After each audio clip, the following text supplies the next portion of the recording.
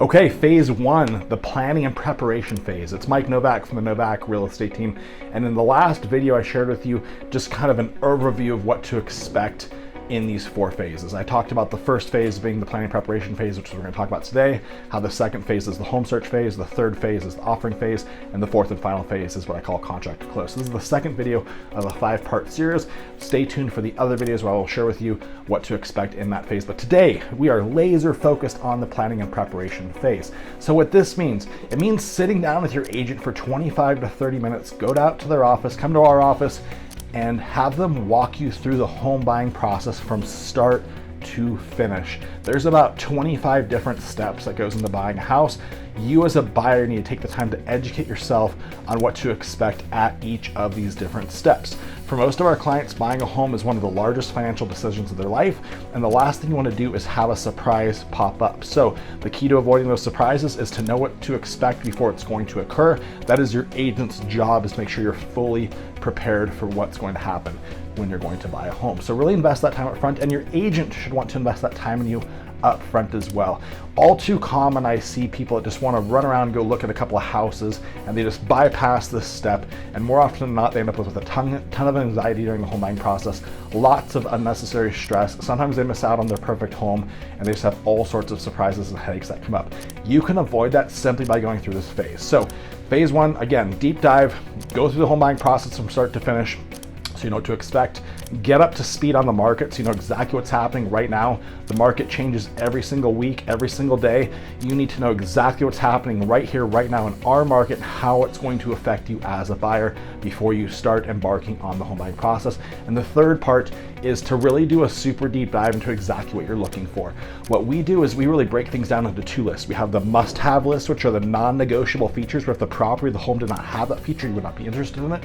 And then the nice-to-have list, which are bonuses, where if the property doesn't have that, it's not a deal killer for you, but it would be a bonus if it did have that.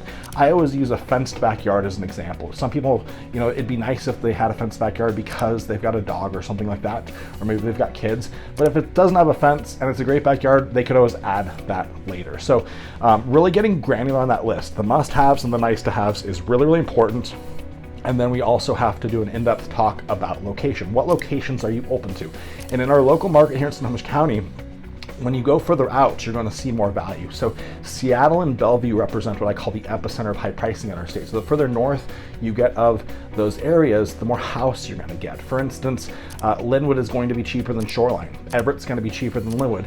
Marysville is going to be a little bit cheaper than Everett. And it just kind of keeps going that direction. Same thing when you go east. You're going to notice that Sultan's less expensive than Monroe. Gold Bar is less expensive than Sultan, and so on and so forth. So the balance comes down to getting what you want at the price that you want it, and balancing price and location together. And a lot of it has to do with where do you work, how long is your commute going to be, what is acceptable to you as far as that goes. And this all determines location. I do recommend kind of starting with a wider search, kind of casting a wide net to start, and then narrowing that search down as you start touring more properties and really honing on exactly where you want to be.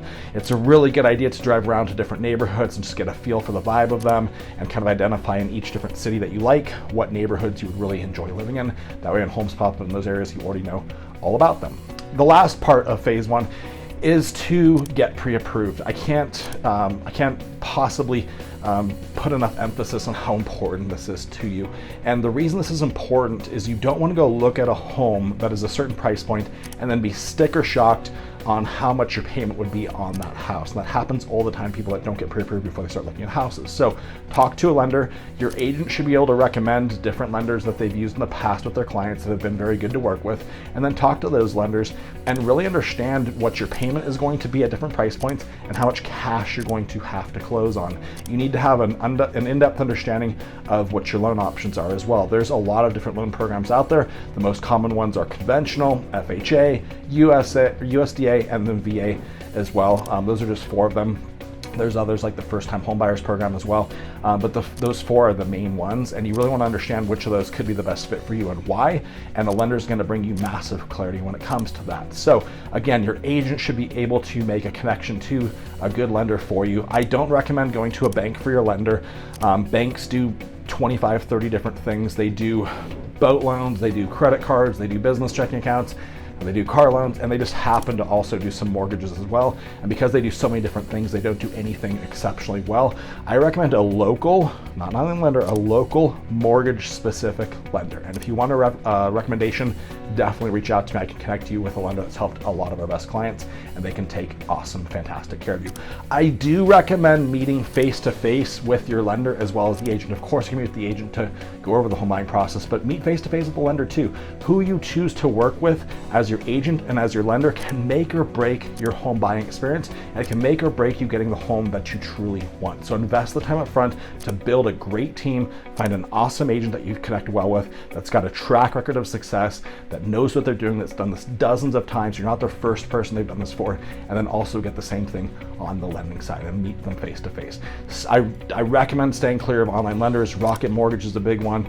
Veterans United is another as well. These are really hard lenders to communicate with. They don't have great reputations with listing agents, so when you submit an offer with one of their pre-approval letters, it carries a lot less weight, and it's just not the optimal place to be when you're going to be trying to put offers in on homes, and also when you're trying to close on time as well. So that is phase one. Phase two is going to be the next video, and that's going to be all about the home search, the fun stuff. Talk to you then.